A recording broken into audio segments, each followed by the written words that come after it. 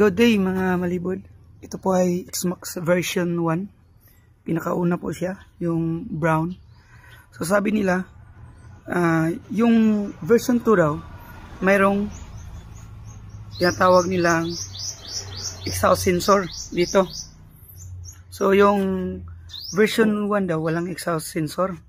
So para sa kaalaman lang ng iba, lalong-lalo na yung nagbabalak bumili ng sikanan, baka ayaw yung bumili ng version 1.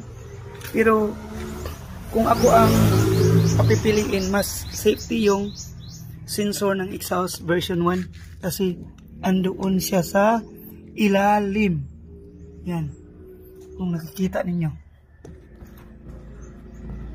yan o, nasa ilalim yung sensor ng exhaust sensor ng version 1. Kaya yung nagsasabi walang sensor yung version 1, meron po, mas safety po siya kasi andun sa ilalim.